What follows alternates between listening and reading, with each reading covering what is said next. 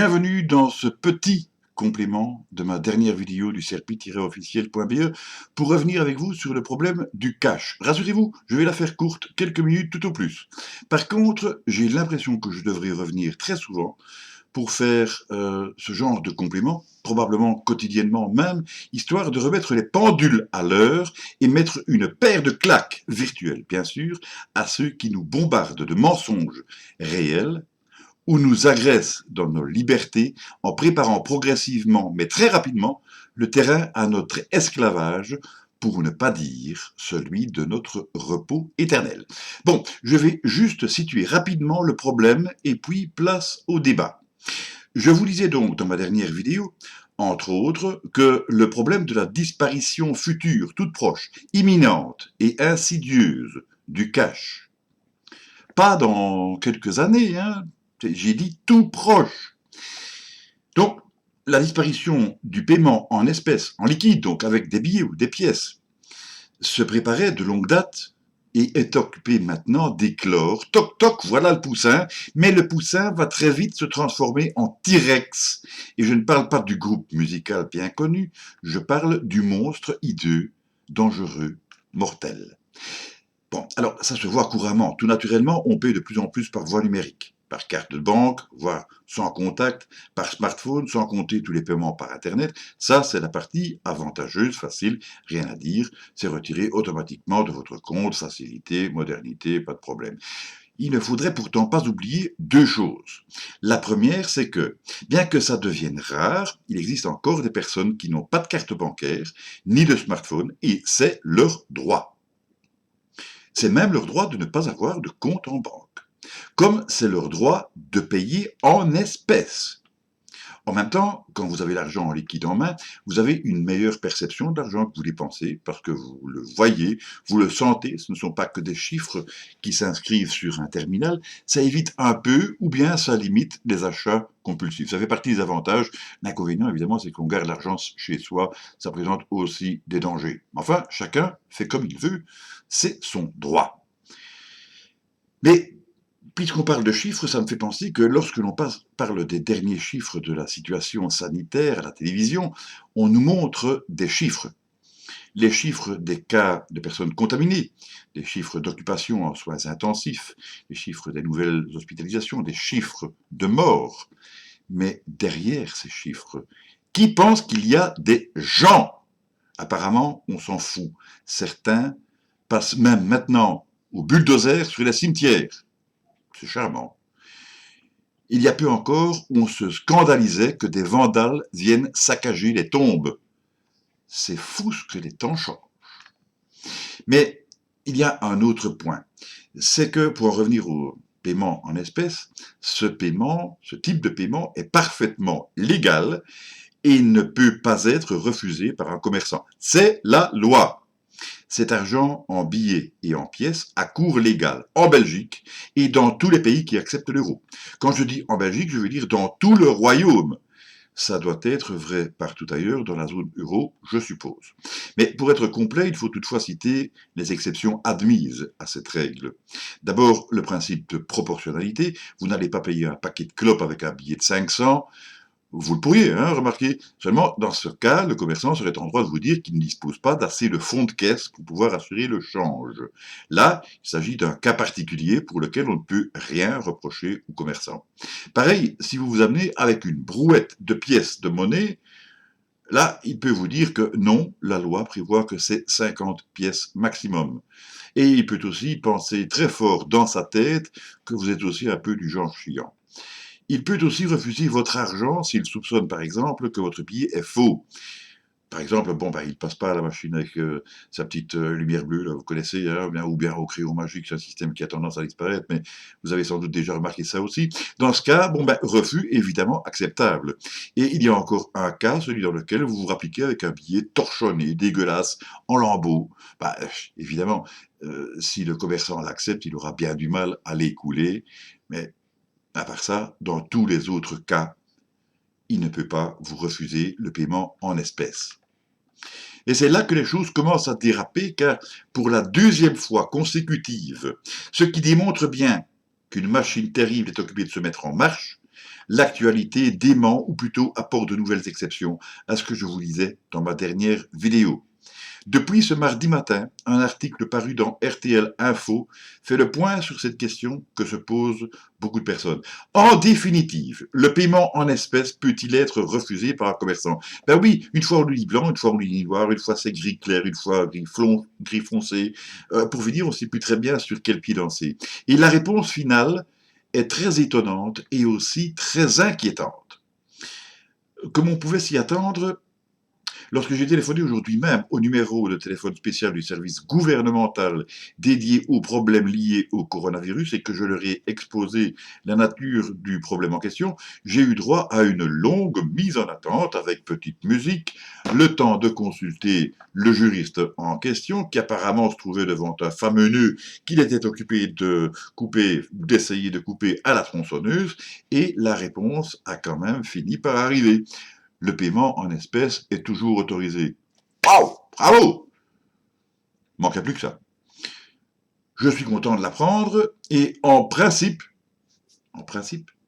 le commerçant ne peut pas vous refuser le paiement en espèces. En principe. Oui, mais voilà justement, il se fait que plusieurs enseignes, et pour ne pas les citer, il s'agit toujours, d'après RTL Info, de Ikea. Pour ma part, je m'en fous, je ne leur achète jamais rien, mais je ne suis pas le seul en cause. Il s'agit également de Quick, c'est pareil, le jour où on me verra dans un Quick, c'est pas pour demain, mais chacun ses goûts, et Hubo. Et fort heureusement, en ce qui me concerne, j'ai beaucoup plus près de chez moi en matière de magasins de bricolage, mais évidemment, c'est pas le cas pour tout le monde. La question n'est pas là non plus. La question, c'est que ces enseignes indiqueraient dès l'entrée qu'ils n'acceptent pas les paiements en espèces, point barre. Et le service gouvernemental de me répondre que dans certains cas, ce qui peut se comprendre, hein, remarquez bien, afin de protéger ses clients et son personnel, il peut privilégier le paiement par voie numérique. C'est donc là que je fais remarquer que conseiller n'est pas obligé ni interdire. Oui, mais me répond-on, dans le contexte actuel, puisque le virus est toujours présent, le commerçant peut suggérer à ses clients qui ne désirent payer qu'en espèces d'aller le faire dans un autre magasin. Ah bon? Eh bien, moi je n'ai rien dit, hein. C'est eux qui le disent eux-mêmes. Et donc, vous savez ce qu'il vous reste à faire. Donc, le conseil est très clair. Vous allez là et seulement là où l'on accepte l'argent en liquide. Si vous mettez un masque pour protéger les autres, eh bien, c'est l'occasion de penser aussi aux autres à ce point de vue-là. Alors, moi je dis que ça vous coûtera peut-être 2 ou 3 euros de plus en carburant pour aller dans un autre magasin. Mais au moins, vous ne serez pas les moutons, vous ne serez pas les couillons, des poltrons, mais des bons Belges qui ne se laissent pas faire et embobinés par un système à la con. Et si tout le monde fait pareil, les commerçants concernés, ici on parle des commerçants qui ne font pas partie, je veux dire, des besoins alimentaires essentiels, eh bien ces commerçants-là feront vite marche arrière ou bien ils fermeront boutique. Parce qu'après tout, nous n'avons pas besoin d'eux pour vivre, c'est eux qui ont besoin de nous, c'est nous qui leur apportons le fric. Le problème va toutefois plus loin et commence tout doucement à me donner des démangeaisons. Je m'explique. La loi, c'est la loi. Duralex, c'est lex. C'est du latin, ça veut dire la loi est dure, mais c'est la loi. Elle est valable pour tout le monde, dans tout le pays. Tous les Belges sont égaux devant la loi et nul n'est censé l'ignorer. Un règlement d'ordre intérieur ne peut pas se substituer à la loi, et moi aussi j'ai envie de dire point barre. Malheureusement, c'est pas comme ça que les choses se passent, et on est occupé de bien nous blouser sur tous les plans, comme des enfants de cœur, comme les derniers des guignols. Est-ce que vous vous rendez compte que si l'on accepte ces exceptions, il n'y a pas de raison pour que d'autres enseignes ne les copient pas, sur base du même principe? Ça pourrait faire une espèce de jurisprudence, devenir un fait accompli. On passe de l'exception à la règle générale. Les mesures provisoires sont reconduites et deviennent définitives. Donc, d'ici peu, cela pourrait être pareil partout et vous resteriez là avec votre argent liquide en main. Votre seule solution sera d'aller le porter à la banque, mais je vous flanque mon billet, c'est le cas de le dire, que d'ici peu, les guichets ne distribueront plus d'argent liquide. Ils seront vides. Vous pouvez ne pas me croire, vous pouvez attendre pour voir. À ce moment-là, il sera trop tard. Parce que comme par enchantement, il n'y aura plus que de l'argent numérique. Pourquoi? Eh bien, c'est simple.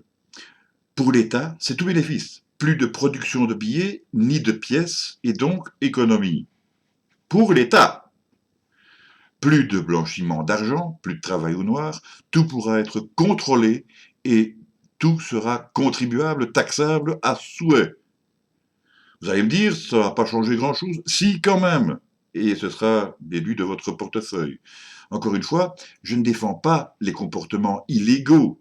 Ne vous méprenez pas sur mes intentions. Je ne défends pas le travail au noir, ni le blanchiment d'argent, toutes ces choses-là. C'est pas ça, c'est pas là la question. Je vais voir un petit peu plus loin que le bout de mon nez. En fait, je pense, comme je l'ai déjà dit, à tous ces gens qui, d'ici peu, et ça a déjà commencé, vont se retrouver dans une misère noire, sans plus un rond, sans rien dans leur assiette, à la rue avec leurs gosses, probablement avec des CPAS débordés. Que devront-ils faire? Ils vont crever la bouche ouverte, ou bien ils iront visiter la maison de particuliers, et dans ce cas-là, ça vous concernera un petit peu quand même, pas pour y trouver des bijoux ou bien des objets de valeur, parce qu'ils ne sauraient rien en faire, mais ce sera bien pour y trouver quelque chose à bouffer. L'étape suivante, une fois que l'on sera passé au tout numérique, certaines autorités pourront même venir se servir dans votre portefeuille virtuel. C'est vraiment ça que vous voulez? L'un des autres problèmes qui se posent, c'est qu'il commence à s'opérer un glissement des lois à partir d'un gouvernement de plein exercice, mais provisoire, en raison de l'urgence sanitaire. Un glissement vers la police, qui désormais apprécie l'application des lois selon ses propres critères. C'est ainsi que l'on commence à entendre des inspecteurs de police prétendre qu'ils peuvent tout naturellement s'introduire chez vous. Ben voyons! C'est ainsi que l'on a des applications de la loi à plusieurs vitesses, des disparités, des injustices, des discriminations, des incohérences, et même parfois des brutalités. Comme le disait Coluche, n'ayez pas peur, madame, on n'est pas de la police. Bon, alors, moi, je n'ai rien contre la police, et toujours, comme le disait Coluche, il en faut, ben, en tout cas, il y en a. Mais contrairement à ce que l'on pourrait penser, ce n'est vraiment pas la police que je vise. J'ai déjà dit que ces gens-là, qui sont aussi des êtres humains, seront victimes, comme tout le monde, logés à la même enseigne. Et ce que je vise, c'est plutôt le glissement, ce terme sur lequel je reviens, de l'application de la loi qui dépasse maintenant même le cadre légal et celui de la police pour aboutir à certaines directions civiles. Je parle de direction parce que, ne rêvons pas, on se doute bien que ce n'est pas le personnel qui est en cause, ce dernier ne faisant que respecter les ordres, les directives qu'ils reçoivent et qu'ils doivent bien appliquer au cours de leur travail s'ils ne veulent pas risquer le licenciement. Est-ce que vous ne pensez pas qu'il serait temps de réagir ? Vous ne croyez pas qu'il serait temps d'ouvrir les yeux, de comprendre enfin la mascarade que nous vivons? Vous ne pensez pas qu'il serait temps de comprendre que nous sommes victimes d'une grande mise en scène? Bon, peut-être que vous ne savez pas quoi faire. Alors, j'ai quelques idées pour vous. Si par exemple vous commenciez par suivre les lanceurs d'alerte corrects, ceux qui font bien mieux que toutes ces salades que l'on nous sert sur nos petits écrans avec des spécialistes médicaux qui se font arroser par Big Pharma. Prenez par exemple Silvano Trotta, dont je vous ai déjà parlé, ou bien Jean-Jacques Crèvecoeur, ou encore Jean-Dominique Michel. Et il y en a toute une panoplie d'autres qui sont excellents. Vous les trouverez en parcourant ces chaînes. Là, vous auriez une information correcte, sourcée, vérifiable, claire, nette, neutre, indépendante, qui vous permettrait déjà de mieux comprendre ce qui se passe en réalité. À partir de ce moment-là, vous verriez déjà les choses autrement, avec toutes les preuves sérieuses que vous voulez. En attendant, vous pouvez aussi me poser toutes vos questions dans les commentaires ci-dessous. J'essaierai de répondre à tout le monde. Vous pouvez aussi vous abonner à la chaîne. Ça fera toujours avancer un petit peu le schmilblick. Vous pouvez aussi mettre un pouce bleu et activer la petite cloche pour les notifications. Ça, c'est pour les détails. Autrement, eh bien, vous pouvez aussi faire comme le font beaucoup trop de gens, appliquer la politique de l'autruche. Vous vous plantez la tête dans le sol et vous attendez. Mais attention, attention quand même, parce que ça peut être dangereux de rester.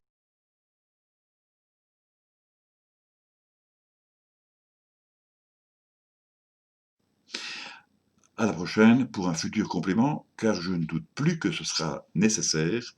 En tout cas, moi je ne lâcherai pas le morceau. Cela dit, je vous souhaite plein de bonnes choses. À la prochaine si tout va bien.